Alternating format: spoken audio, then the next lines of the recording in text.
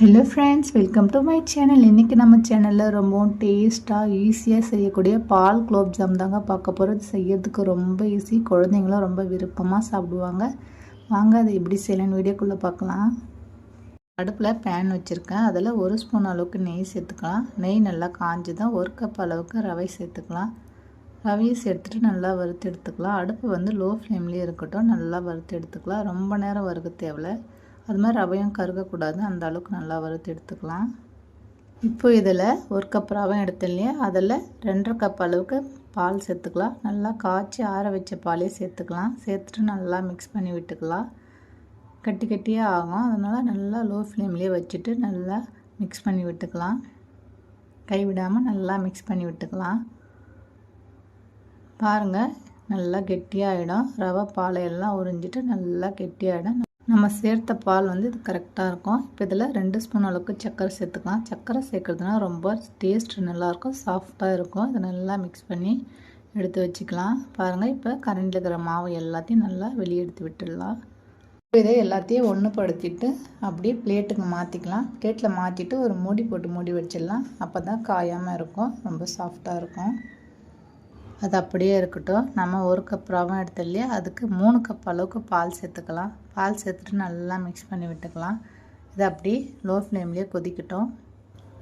இப்போ அப்படியே இருக்கட்டும். இப்போ மாவு பார்க்கலாம். பாருங்கள், இப்போ மூடி எடுத்துகிட்டு பார்க்கலாம். இதில் பால் பவுடர் இருந்தால் பால் பவுடர் சேர்த்துக்கங்க. பால் பவுடர் சேர்க்கறதுனா ரொம்பவும் டேஸ்ட் நல்லாயிருக்கும். இதில் பிஞ்ச் ஆஃப் சால்ட்டு சேர்த்துக்கலாம். சேர்த்துட்டு நல்லா சாஃப்டாக பிசைஞ்சு எடுக்கலாம். எந்த அளவுக்கு சாஃப்டாக பிசைகிறோமோ அந்த அளவுக்கு ரொம்ப சாஃப்டாக இருக்கும். இந்த மாதிரி நல்லா பிசைஞ்சு எடுத்துக்கலாம். இப்போ நம்மளுக்கு தேவையான சைஸில் உருண்டை பிடிச்சி எடுத்துக்கலாம். கொஞ்சமாக மாவு எடுத்து சின்ன சைஸ் உருண்டையாக எடுத்து பிடிச்சிக்கலாம். பாருங்கள், இந்த சைஸில் பிடிச்சி எடுத்துக்கலாம். அதே மாதிரி எல்லா மாவையும் பிடிச்சி எடுத்து வச்சுக்கலாம். பாருங்கள், இந்த மாதிரி பிடிச்சி எடுத்து வச்சுக்கலாம். இது அப்படியே இருக்கட்டும். பாருங்கள், பால் நல்லா கொதிக்குது. இப்போ இதில் 1/2 ஸ்பூன் அளவுக்கு ஏலக்காய் தூள் சேர்த்துக்கலாம். இப்போ நறுக்கிய பாதாம், முந்திரி, பிஸ்தா பருப்பு இருந்தால் சேர்த்துக்கோங்க. நான் இன்றைக்கி முந்திரி பாதாம் மட்டும் சேர்த்துருக்கேன். சேர்த்துட்டு நல்லா மிக்ஸ் பண்ணி விட்டுக்கலாம். இப்போ இதில் 1/2 கப் அளவுக்கு சர்க்கரை சேர்த்துக்கலாம். சேர்த்துட்டு நல்லா மிக்ஸ் பண்ணி விட்டுக்கலாம். உங்களுக்கு தேவையான அளவுக்கு சர்க்கரை சேர்த்துக்கோங்க. அடுப்பு இப்போ லோ ஃப்ளேம்லேயே இருக்கட்டும். இப்போ நம்ம மாவு போட்டு எடுத்துக்கலாம்.